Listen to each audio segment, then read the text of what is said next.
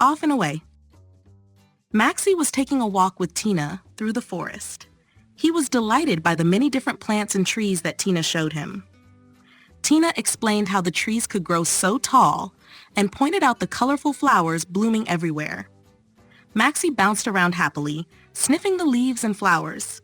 On a particularly beautiful flower, Maxi spotted a butterfly. The butterfly had bright blue and orange wings and sat still on the flower. Maxi sniffed curiously at the butterfly, but it suddenly flew away.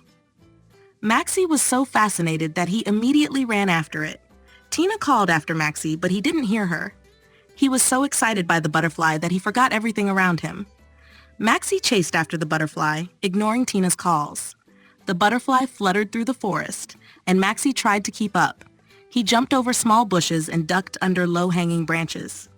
The butterfly flew higher, and Maxi jumped to reach it, but to no avail. After a while, the butterfly suddenly landed on Maxi's nose. Maxi paused and sniffed again, but then the butterfly disappeared into thin air. Maxi wondered where the butterfly might have gone.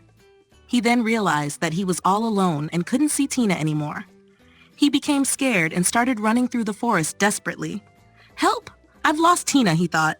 He ran through the forest, looking for a clue to find Tina. "Where are you, Tina?" Maxi called, but there was no answer. Everything around him looked the same, and Maxi felt smaller and smaller. The forest suddenly seemed much larger and scarier than before. Just as he was about to give up hope, Maxi suddenly woke up. He was lying on the carpet in the living room. "Phew, it was just a dream," Maxi sighed in relief.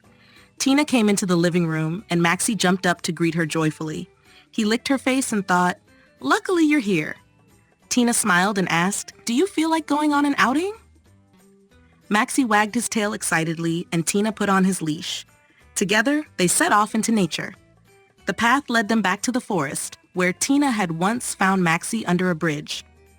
Maxi remembered it well and was glad that Tina had rescued him back then. She was always so loving and took good care of him. Beyond the forest was a large meadow that glowed in the sunlight.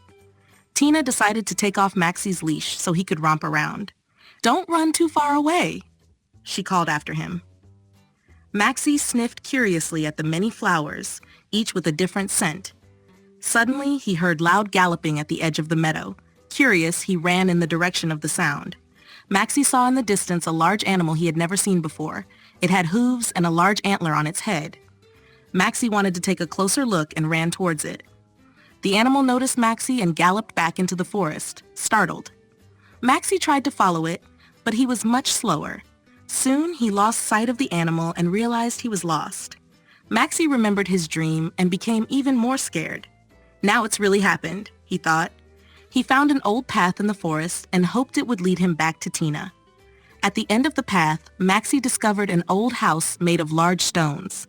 It had a small chimney on the roof with smoke rising from it. Maxi cautiously approached the house and crawled on his belly towards one of the windows. Maxi crawled closer to the window when he suddenly heard a deep bark.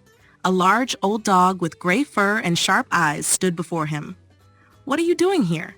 the dog asked in a stern voice. Maxi told the old dog that he had been chasing a large animal with hooves and antlers when it galloped into the forest. The old dog nodded understandingly. "That was a deer," he said. "Deer are big, have antlers, and don't like dogs getting close to them. You didn't know that, did you?"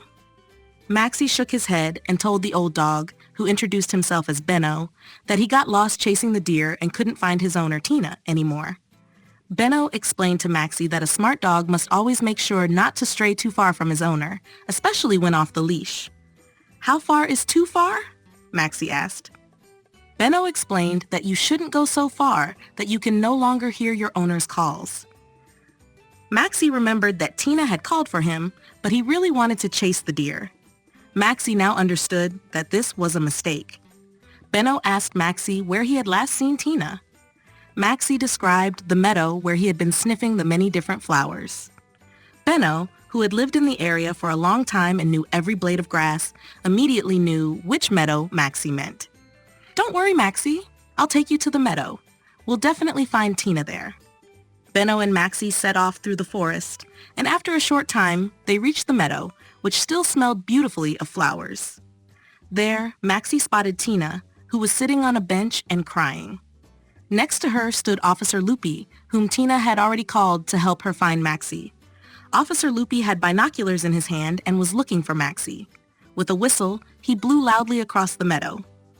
Maxi thanked Benno and ran as fast as he could to Tina. When Tina saw Maxi, she was greatly relieved. She took Maxi in her arms and wiped the tears from her eyes. She had been very afraid of losing Maxi and was now very happy to have her beloved little dog back. Maxi was also relieved and wagged his tail joyfully. Officer Loopy laughed loudly and said, "Well, it looks like the little adventurer has found his way back on his own."